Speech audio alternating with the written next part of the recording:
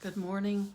I'm Ayya Vimala, and today is Sunday, October 10th.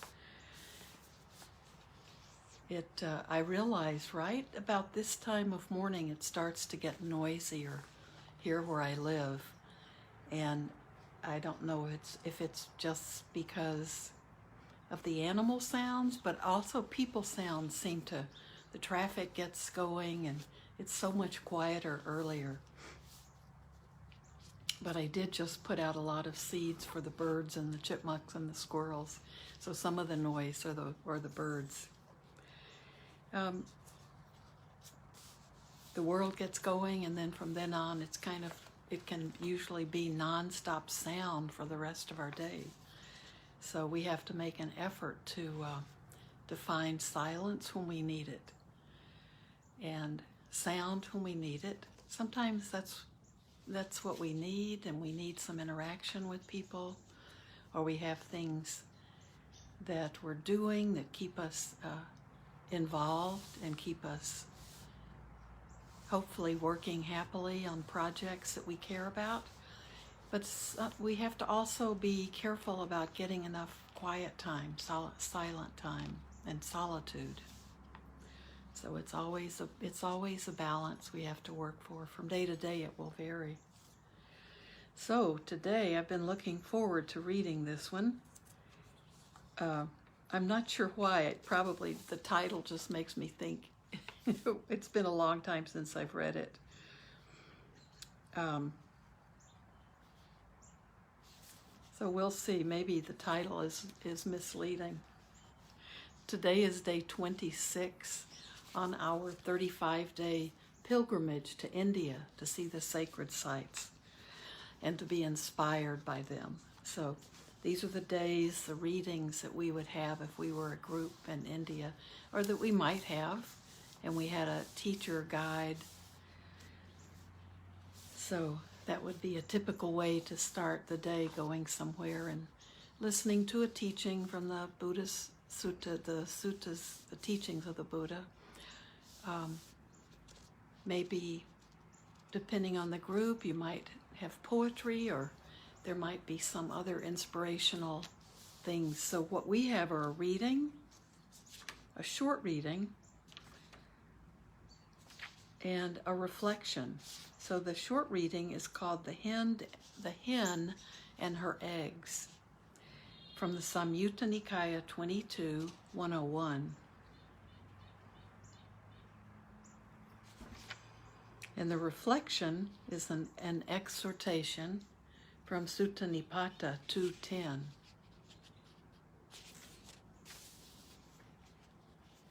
The hen and her eggs. And this one has a few notes following it. So I'll need to read you the notes.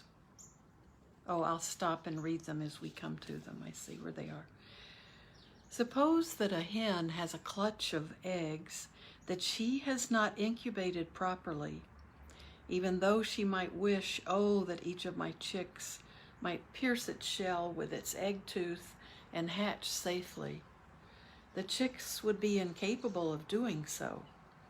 Why not? Because the hen has not nurtured the eggs properly.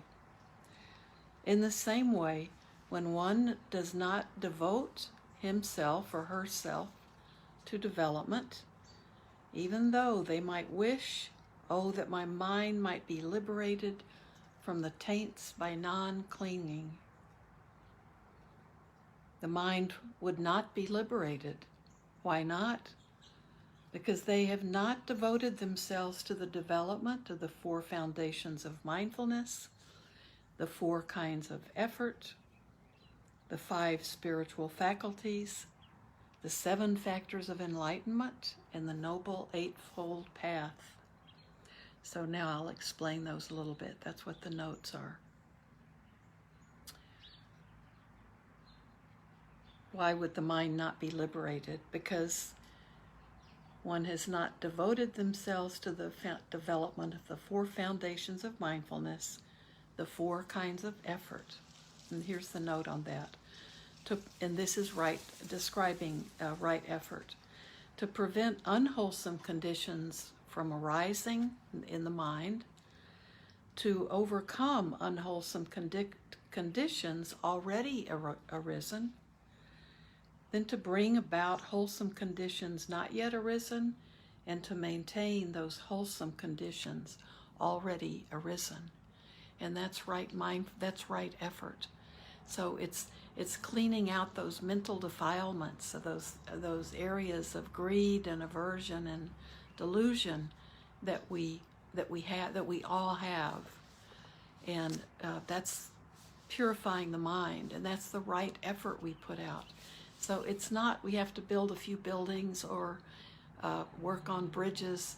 It's the right effort for our practice, the way we live, is to constantly be doing things that help us see the defilements in our mind, and we can get rid of those sometimes just by seeing them, and then we can guard our sense doors so no more arise, and then we can nurture the good conditions that we see within us and just encourage more of those. So these are the first two reasons.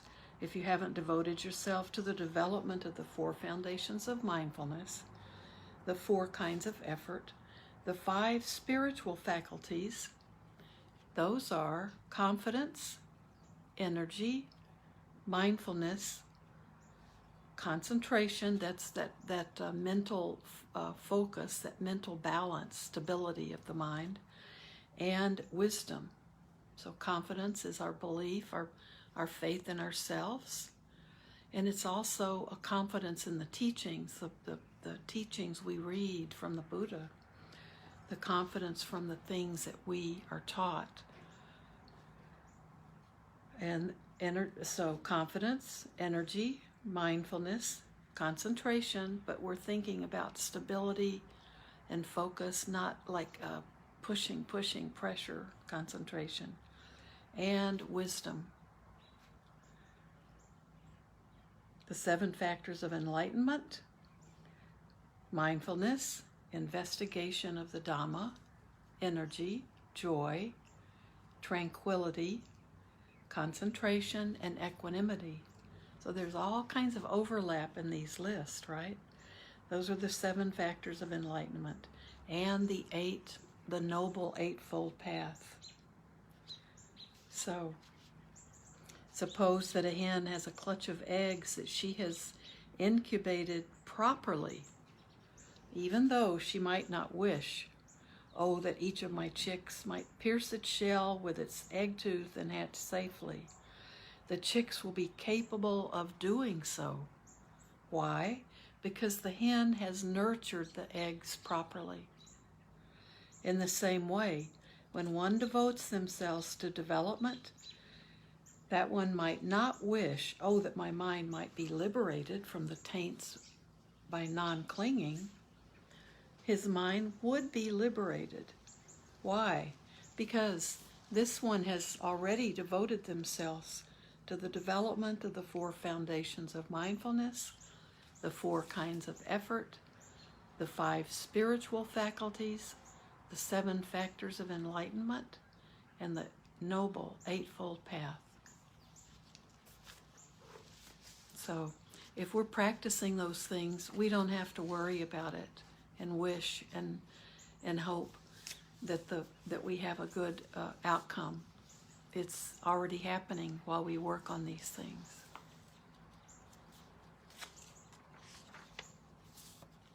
And here's the reflection. If you want to sit with your eyes closed or in your meditation posture, that's a good way to listen to this.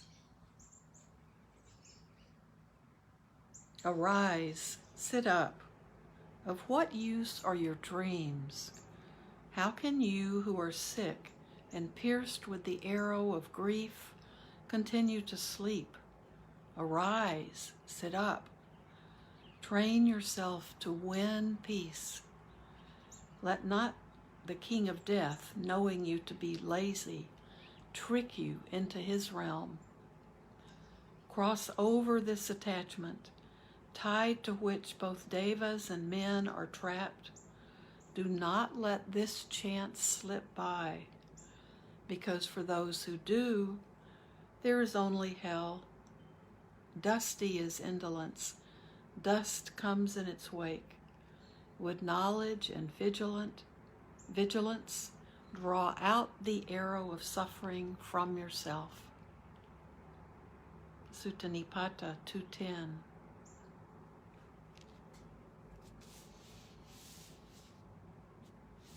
I love that last line. Draw out the arrow of suffering from yourself. Yeah, remember that.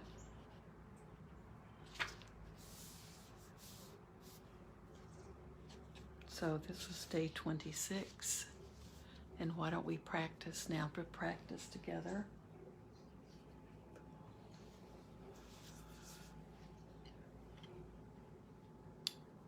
So we practice together a lot with mindfulness in our practice, being aware, using our sense of awareness to experience things more than just jumping in and trying to think we understand things. Let our different senses penetrate things for us without our mind getting in the way all the time.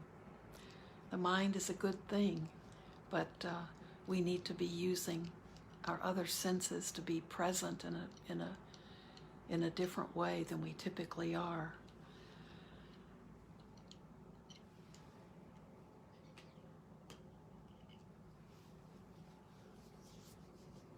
So why don't we just continue being mindful?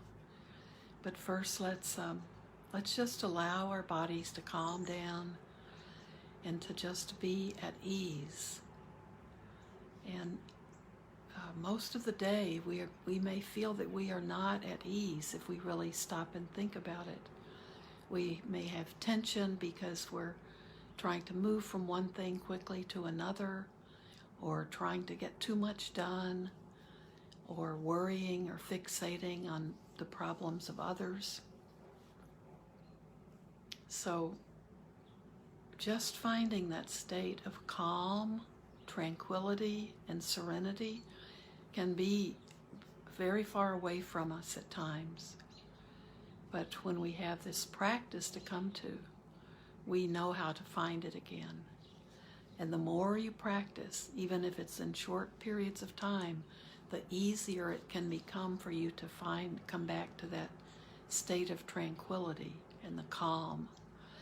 And that's where we always want to begin, because it's very difficult to meditate. It's very difficult to have awareness and be awake if we don't have serenity, tranquility, that calmness in our body and our mind. It can't just be in our head. It has to be, we have to be aware of it, working with it with our entire body and with all of our senses. So if you're able to, you can close your eyes. Just become aware of the body breathing.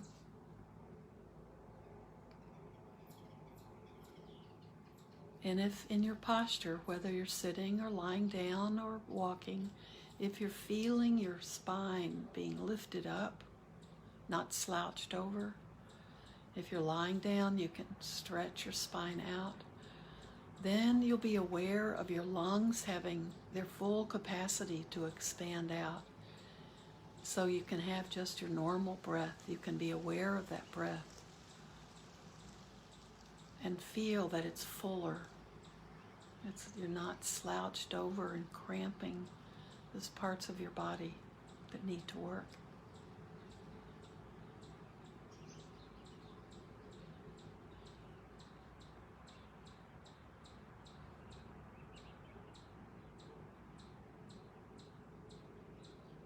With each breath in, you can feel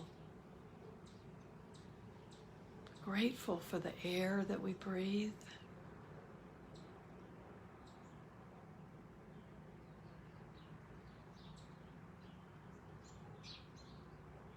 Be aware of how that breath feels as you breathe in. And as you breathe out, you can send out gratitude.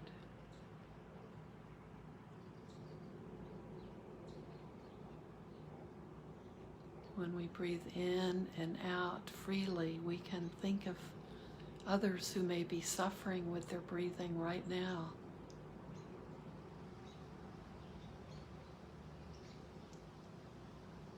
And send them metta, send compassion to those who are ill.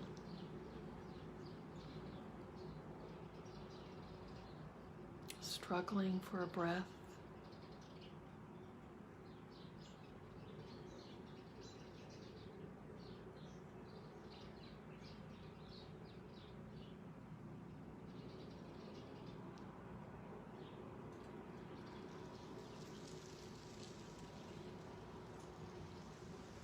And as you're aware of the breathing, letting your body work and breathe for you,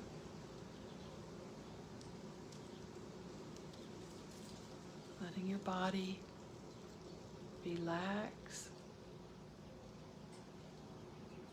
Now as you exhale, just let go of the tension in your body.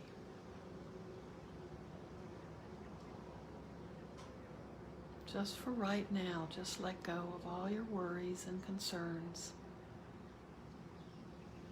Just for this moment.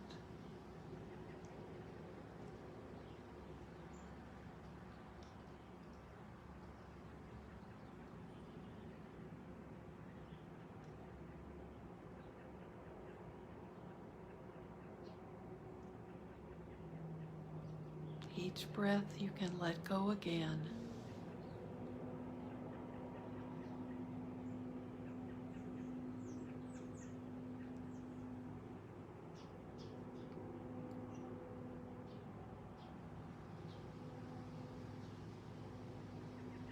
When you're really relaxed,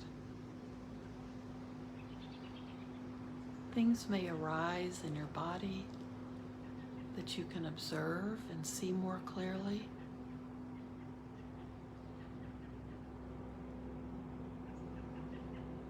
That's when you may be able to work with what arises.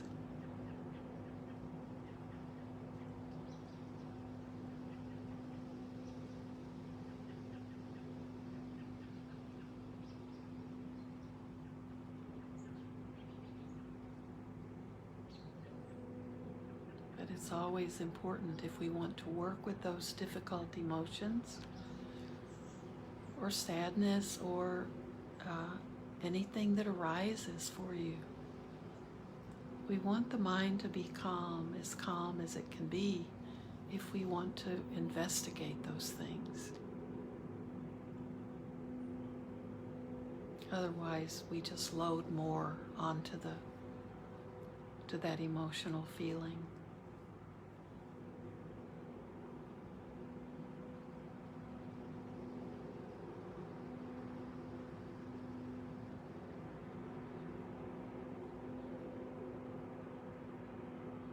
For some reason, it's really noisy outside of my apartment, and of course my patio door is open. So I'm wanting that to be a good teacher. It's unusually loud for Sunday morning. So I'm hoping that in my own mind, and if you hear it as well, that we can just let it be a teacher, not be distracted by it.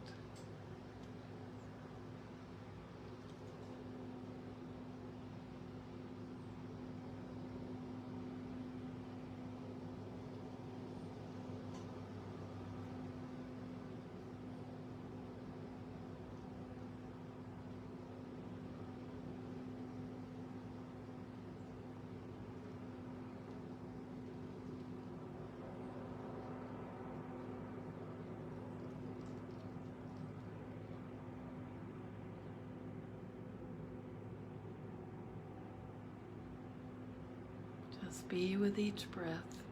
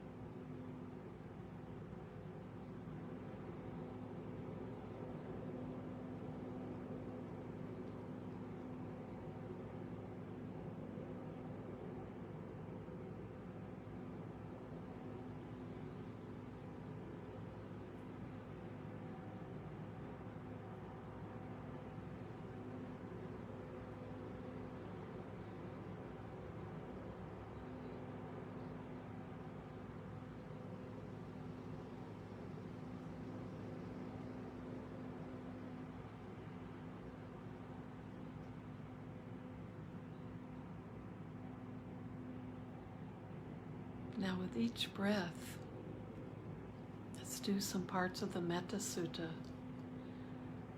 Breathe in thinking, may I be well. Breathe out, may I be well. Breathe in, may I be content and happy. And breathe out, may I be content, happy.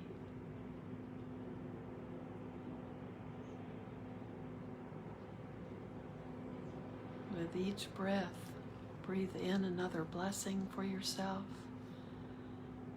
May I feel safe in the world, and breathe out. May I be at peace. Inhale, and may I be at peace. Exhale.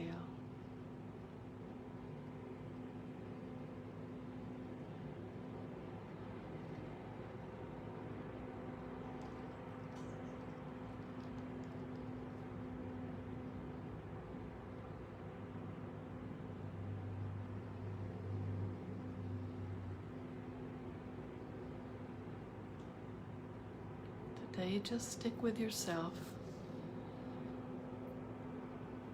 And later in the day, you can practice loving kindness, practice going all the way through with your loved ones, your acquaintances, your strangers, your difficult people, and then radiate out into the whole world. But for right now, for this practice, right now, let's just stick with ourselves. Let this help you relax your body and really to help you wake up the body like our exhortation reminded us.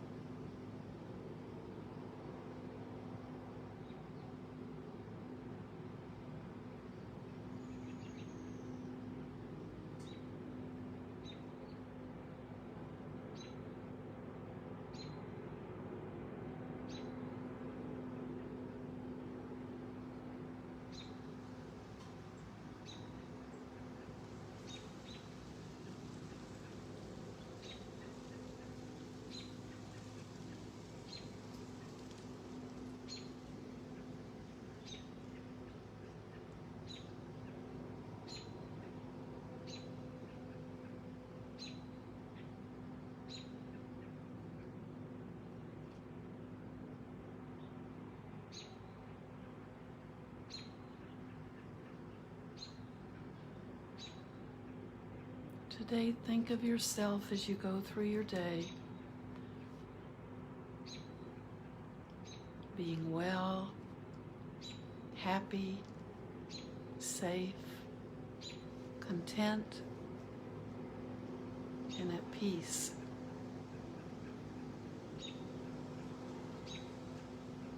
Do this for yourself. Accept yourself, whatever condition you're in. If you're feeling grumpy, if you're feeling physically not so good,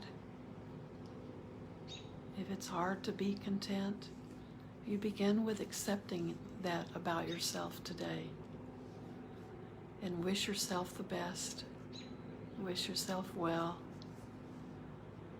So keep blessing yourself all day, and hopefully your feelings about the day will improve, and you'll rouse yourself to sit up, to wake up, shake the dust off, and just feel better about yourself.